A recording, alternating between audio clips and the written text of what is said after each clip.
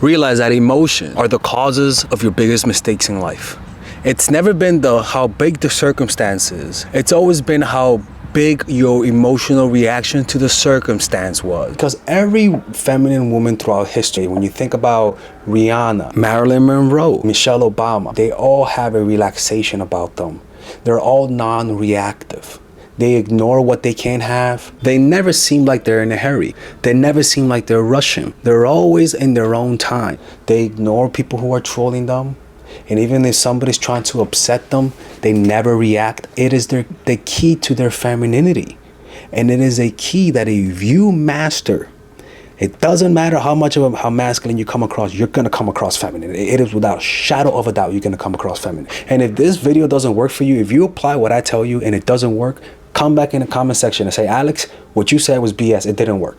Because I am sure, without a shadow of a doubt, that if you do what I'm about to tell you, it'll unleash your femininity. The less emotional you are, the better decisions you make. Now, I'm not saying to be psychopaths, people. That's not what I'm talking about. I'm saying to learn to not let the pull of emotion control your thinking, control where your attention goes, because a lot of the times people make you emotional in order to manipulate you. And it's your overreaction to events that turns your energy from a feminine energy to a type of energy that appears masculine and toxic from the outside. The first step to being unreactive is to stop the pattern. Cut the pattern. Recognize your pattern, which we're going to talk about what that is, and then cut the pattern at the source. So you do that by first recognizing that setbacks are inevitable. That's a fact. Setbacks are inevitable. Failure is inevitable.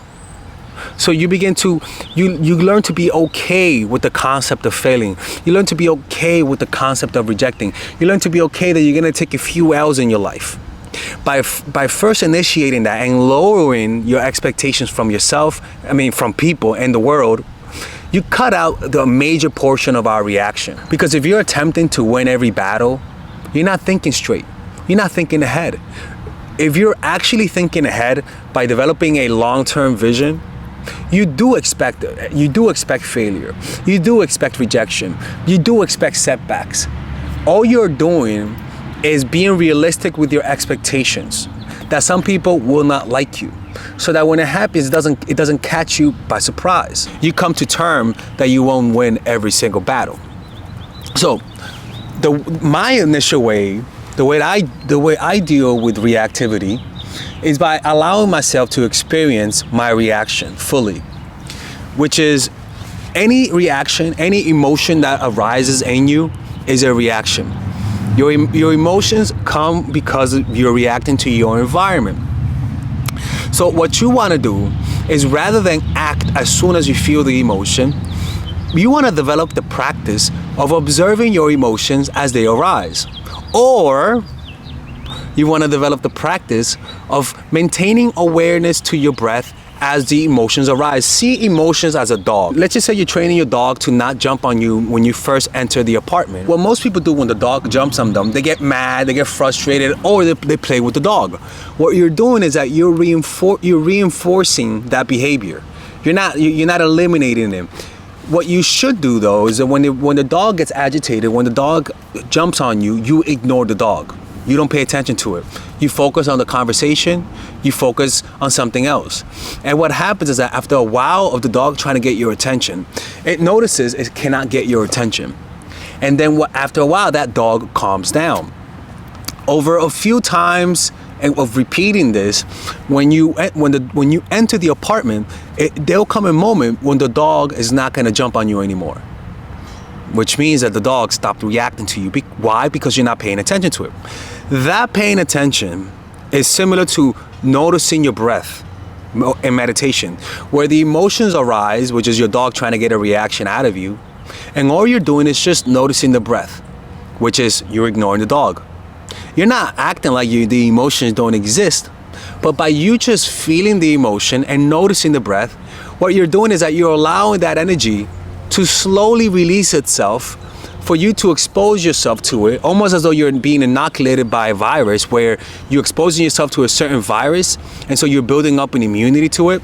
And over time, that emotion will slowly diminish in intensity. And you'll notice is that if you keep doing that, that emotional reactivity, you're gonna recognize the emotion, but what's gonna be more apparent in your life is a sense of peace, where you don't react to things in life. Life reacts to you. You don't react to life anymore. So that's the first step. If I were to tell someone, how do I apply what you just said? For a whole week, just notice your breath for a whole week. No matter what happens, make noticing the breath your main focus of attention. That means if you're walking in the street, you're noticing your breath. If you're playing basketball, you're noticing your breath. Make noticing the breath your main focus. If you just do that for a week, do that for a month, just do that. And whenever an emotion arises, don't pay attention to the emotion, similar to how you pay attention to the dog who's hopping on you. Hey, Missy, right? No, just keep paying attention to the breath. And yes, just like the dog, it'll even jump on you, piss on you, kick on you, right? But all you're doing is just noticing the breath. You're in conversation with someone and you're nervous, you're noticing the breath. And what you're allowing your body to do is to get used to this feeling. It's almost like you're building up muscles to build up. It's like you're lifting a weight, and at first it's hard, but the more you keep lifting that weight over time, you build up the muscle to be able to lift it. So yeah, it is going to be hard. You're going to forget to notice the breath, but every time you forget that you've forgotten to notice your breath, you return to it. Even if it means you do it 50 times a day, just keep returning to your breath. You're training yourself to become more rational and not let the emotion completely take up all of your attention. Because that's why when you get very emotional, that's why you can't think straight. That's why you lose your femininity. You start acting out of character. You start acting from a place of reaction, and you have certain patterns that you've developed because of your reaction to the world. Maybe bad things happen to you. Maybe you've been trained to chase people when they don't like you back. You're training yourself to relax, to be still, and to be present. A simple way to meditate is sit, breathe, and feel. That's all you have to do. Sit, breathe, and feel. All right, and we're releasing a course on that. It's called Emotional Mastery. At the end of the video, or there's a video in the description down below that explains how to get it. You'll see it where it says purchase it, but just wait till the end of the video. So that's one way to do it. The next way to do it is this: recognize the pull of emotion, right? Recognize what are the factors that naturally pulls our emotions? What are the factors that naturally makes us irrational? Why? Because everyone is irrational. If you don't think you're irrational, that means your brain is good at making you think that you're not irrational, right? It's like that's the whole point, right? Everyone is irrational. So how do you recognize that, right? The way that we make decisions is pretty much operates on the two factors: pleasure and pain. Now that we explain how to be non-reactive through mindfulness, because you have to understand that is how I do it. All right, it's a way to allow yourself to make your life into a meditation, because the way you deal with your past is through the present moment as they arise. You're talking to someone, or somebody rejects you, or somebody doesn't return your text, right? Or you like someone, they don't like you back. The past will arise in you, and the way you deal with the past is pretty much how you deal with the present. They don't like you, boom, fear of rejection. What do? Right now, what you want to do is become aware of that. That's the first step. Become aware of those initial reactions. They arise in you, and if you cannot become aware of those reactions if you don't have enough mental space. So that's why you have to practice meditation. Meditation will give you the mental clarity to be able to identify those little reactions that arise on a daily basis. Because just like there's always little earthquakes on Earth, there's also little emotional reactions that come from a bigger picture, right? The little reactions we feel all emanate from a bigger source of reaction. And what we're doing is by just simply becoming aware of the reactions that arise in us, you will slowly be able to peel the onion of your reactive self. Because in that is everyone's full masculine, and in that is everyone's full feminine. And by you learning how to do this, you pretty much unleash your inner power. So just know your reactions. Just become aware. You don't have to change them. Just know your reactions as they arise, right? Know yourself thoroughly. A lot of people say, how do you know yourself? You don't know yourself through talking about the past, through looking at the photos, through looking at who were your parents. You pretty much know yourself through your emotional reactions. Your emotional reactions is who you are at the core, at the end of the day. So the way to know yourself is to know your reactions. When do you get mad? When do you feel insecure? What makes you feel insecure? And I don't want you to judge it. I don't want you to say this is a bad reaction, this is a good reaction. I just want you to just know your reactions. What you want to do is observe all of those trigger points, as personal as they are. See it as though you are observing nature, like a scientist observing nature. You're just taking notes, right? You don't make it personal. What you want to do is learn about it by seeing it, right? You want to have like a scientific detachment to it, like a scientist, right? Observing fossils or observing the sea. You're just taking notes. And this is a type of detachment, the type of non-reactiveness that we're talking about. Not a psychotic type of reactiveness where your head spins 360 degrees, but where you have an extra space, you have some distance from you and your reactions, and you don't identify with them. Because what happens is that I've meditated for like 10 hours in a row, and when I do that, over time, I begin to observe my emotions from such a distance. And I begin to see how absurd it is to feel mad, to feel frustrated. And that type of distance is the type of non-reactiveness that I'm trying to convey. It's where you see, but there is an arm's distance between you and that reaction, so that you could choose what to do, so that you're not at its mercy. Just know it and know the intensity and know how long those emotional state lasts. Bringing awareness to that part of yourself, which is your ego, will pretty much lessen the hold on you. It's one of the funniest things. If you just become aware of it, it's the first step to accept it. And if you want to give it a try this. And I swear to God, when you try it, come back to this video and comment your experience. Take a pen and paper. And the next time you feel inflamed, the next time you feel triggered, sit your butt down and write down the physical experience of that emotion. Literally write it down. Don't think about the thoughts. Feel the reaction. If you were describing how they feel, how does it feel? I feel tension on my chest. I feel my neck is a little stiff. I feel a warmth in my chest. I feel blood in my midsection. I feel a tension here. Describe the anatomy of the emotional pain. I feel like a ball of energy spinning around here. How does it radiate? I feel like my head feels I have a headache. How does it change your perception? Everything seems gloomy. Okay. And how does it make you stand? I feel my body postures like this.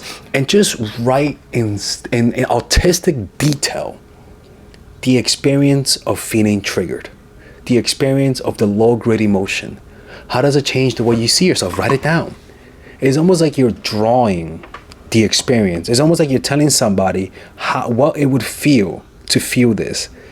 If you just do that and write it down with a pen and paper, slowly write it down and just keep observing, you're going to notice that the pain, that those muscles that are stiff relaxes.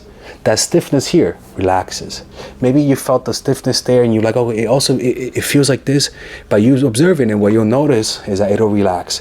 And then all of a sudden, all of those combinations of symptoms that creates that emotion, you would have relaxed it away. And the next time you feel it, it comes back with less intensity. Another thing is observe the root of your emotions, right? Notice overreactions to trivial events. Notice any sudden burst of anger, any sudden burst of envy. There's always a static emotion in the background. Shut up, bird. There's always a static emotion in the background that has a deeper source. Explore it. Go into it. Observe the sensations of those emotions. And they feel so uncomfortable. They feel like they're an enemy. They feel like an icky part. It feels like just dead and dread when you feel it. I just want you to just keep feeling it. Feel your way to it. Sit down and feel those emotions. Right? And notice as you're feeling it, notice how they change the way you perceive the world. Notice how they change the way you perceive the sun, the way you perceive beauty, the way you perceive your parents, your friends. Does it motivate you to talk to people, or does it make it less motivating? Does it make you not notice the good things in your life and only focusing on the negative? I want you to notice how these emotions have an effect on how you perceive the world, how you perceive yourself, how you see color, how you see everything. Just notice, because the point, you see, what these emotions are trying to do, what they're trying to do is that they're trying to blind you. They're trying to make you close your eyes and fear so that you don't look at it, and so that you don't notice how it affects everything around you. Don't do that. Don't do that. Don't let it blind you. That's all it's trying to do. Keep your eyes open. You are strong enough. You could do this, and it sucks. You might say, Alexis, I can't do it. It hurts. I know it hurts. Just keep your eyes open, please. Keep seeing. You feel that depression? Notice how it affects the way you see the morning. Notice how it affects your self-esteem. Notice how it affects your mental projections. Notice, just become aware at it. The more you become aware, the more you're peeling at the source. So you're getting more to that source of where those emotions come from. And then the next thing you have to do, once you are aware of that, increase your reaction time. This is either physically by removing yourself from the situation. Let's just say you recognize you're feeling inflamed. Somebody inflamed your emotions. Somebody triggered you, right? Because like I said, you want to be able to identify your trigger points. What are the things that wake you up? What are the things that make you feel super insecure, super desperate, super needy, super sad, right? Become aware of that. So for example, in a social situation, if you're talking to someone and you're nervous, a lot of the times you speed up because you're nervous. It's the weirdest thing. Rather than that, just bring awareness to the nervousness. Bring awareness to the feeling. Notice what's around you. Pay attention to the sound quality of the person that you're listening to. Almost like when the dog is coming up to you and you're ignoring it. Pay attention to your senses. Notice your breath. Notice the hearing. What you'll notice is that you slow down. Slow down your reaction. If you feel the urge to impress, if you feel like you're coming across awkward, just slow down. When they talk to you, don't react fast. Don't respond fast.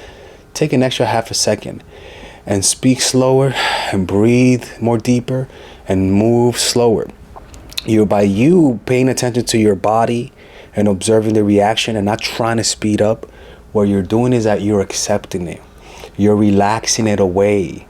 You're making that emotion your friend. And this naturally comes across as feminine. When you do this, it'll just feel like a feminine energy. You're not gonna let it be interrupted or corrupted by your nervousness. Because there are two types of emotions. Low-grade emotions, the emotions that operate in the background of your mind, right? And then there are high-grade emotion, right? When we're being triggered. What really happens is that these triggering moments all come from low-grade emotions. They all come from a deeper source. What you want to be able to do is to become aware of the low-grade emotions. So you could do it retrospectively. So if somebody triggers you deeply, a reaction, ask yourself, what's the lower version of that I feel in my daily life? So that lower version could be boredom. You might feel boredom throughout the day, and that boredom, you don't know why you feel bored, right? It could be that maybe you're just sad or mad for no reason. You're just in a state of you're like, I don't know why I'm bored or why I feel frustrated. Or you might feel stress or unease, and naturally maybe you might feel unease and then somebody says something and you snap, right? What you want to do is rather than focusing on the initial snap, focus on the low grade emotion. It's almost like when you're watching a movie and you hear the ominous sound. I want you to pay attention to the I want you to notice what happens before the intense emotions. What was the subtle emotions that you felt, and just begin to pay attention to that in your whole day. When in the past you didn't focus on it and now you do. That's how you break through. That's how you free yourself from your mind-made prison. So just observe it. Don't ignore it. Say that you're observing it and watching it. But what I want you to do is just to notice the subtle version of your high trigger points. That's what I'm trying to say. And just see it. Just see it. Because what happens, but when you see it, you're just uncovering the mask. You realize that it's really like a program that's operating in the background. It's not the whole computer, it's just a program that by you identifying and seeing the program like a virus program that identifies the virus, just your awareness of it a lot of the time diminishes the intensity to the point that it sometimes goes away. Or it's the beginning of the end to it. You stop feeding it where it'll die of hunger. Because what feeds it is your lack of awareness. That's what feeds it. What makes it hungry and what starves it is your awareness of it. So that's why as you're being aware of that emotion, just keep noticing your breath. Just keep noticing your breath and it'll feel like nothing's happening, but something deep and transformative is happening because you feel the pain. Pain is how your brain is transforming itself. Just like pain is how you know that your muscles are growing. That pain, that frustration that you might feel, it's just a sign that your brain is making new connections, that your brain is processing complexity.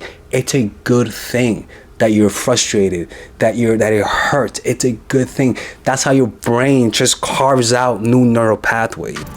So increase your reaction time. So if somebody says something that makes you angry, don't react. Stop. Put the phone down, put the knife down, and go somewhere else. Go to sleep. Take a few days to respond. What you're doing is that by you not reacting, you're not reinforcing the habit. It's like, baby, I'm hungry, and you're giving the food. No, motherfucker, you're starving, baby. And so you wait a few days or a few hours, and by you doing that, you are slowly allowing yourself to be integrated to that emotion. And over time, those emotions go away. But just increase your reaction time. That is all you have to do. And this perspective comes with time. So give yourself time. Don't rush with strong emotions. Don't let the emotions such as resentment guide your decision. Relax. Somebody rejects you, somebody triggers you, somebody makes you feel insecure. Don't do the first thing that comes to mind. Breathe. And just keep breathing. Just keep noticing the breath. Just keep breaking those reaction patterns. You break the reaction by not letting yourself go on automatic mode. So now you're opening yourself up to new behavior, to new options. When in the past you were enslaved and destined to act a certain way, you couldn't help yourself. Now you're giving yourself the freedom to choose how you want to act. And other people who didn't know, who knew you before and will see you behave now, they'll say, oh my God, Melissa is acting completely differently than before. And the reason why is because you're reacting differently. That's what sets people apart, how they react. You break the reaction by not allowing yourself to return to your normal way of behaving. You're creating and carving out new neural pathways in your brain so that over time, these reactions just get less over time, and they come out and they last for a shorter duration of time, to the point that if you actually do this, there'll come a point in your life where things barely get to you anymore. They barely hurt you because you allow yourself to feel what you're feeling without trying to change it. And so you liberate yourself from it and you become non-reactive. It's a lack of not letting yourself become unaware, because all it wants you to do is to go unconscious, to not think straight. If something bad happens to you and you want to be able to apply what I'm saying, try this. And this is actually in my course, Emotional Mastery. Whatever you're feeling right now, don't try to feel better, right? If you're feeling sad for just 10 seconds, I want you to allow yourself to feel what you feel as it is, and don't try to feel better, because you'll notice is that what really makes pain hurt is your desire not to feel it, because it's almost like an unconscious effort, and you'll notice through this, watch.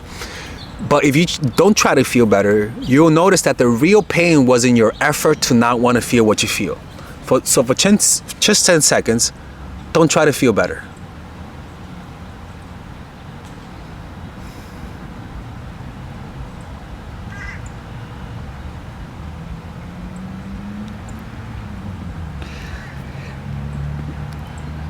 Can you see how all of a sudden it's almost like you're letting the emotion float? It's free floating in the space of consciousness inside of you. But when you're trying not to feel that, you're almost like pushing her away, like, oh, get out of here, get out of here. And that friction creates pain. And it creates more, you're feeding it. That's what it wants you to do. It's a troll. It wants you to react. Just let it be. You'll notice it goes away after a while, people. It's one of those paradoxes. Just feel what you're feeling. Over time, you're just gonna stop seeing yourself as an identity. You're just gonna see yourself as a free-flowing consciousness who exists in a body. And what you're doing is that you're removing all of the blockages of who you are, and by naturally that it'll express your natural femininity. If you're a man, it'll express your natural masculinity, because you're just removing all of the barriers. Because having emotional triggers, holding on to the past, it's like a dam that's stopping the water. What you're doing is breaking the dam and allowing that water, that femininity, to flow through. And it'll marinate your senses, it'll marinate the way you talk, the way you move, the way you speak, and it'll just come across as highly feminine. And if you're a woman and you encounter this, what would happen is that this will increase your femininity. Like I said, if you see a man acting like this, because who he is a man, what will happen is that this behavior will make him look really masculine in a secure way. It's the same thing with a woman. This will just make you look super feminine and confident. It's that simple. If you're a man, if you do this, you're not gonna come across feminine. And if you're a woman and you do this, you're not gonna come across masculine, because again, it's just releasing what's already inside.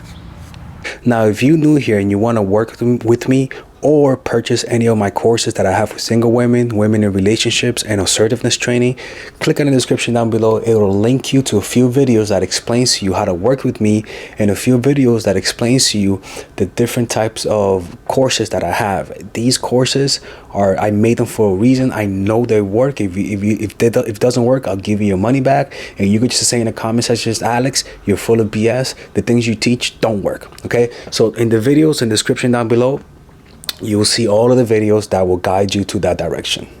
And if you're new here and you think I earned your subscription, hit the like button and subscribe to the channel.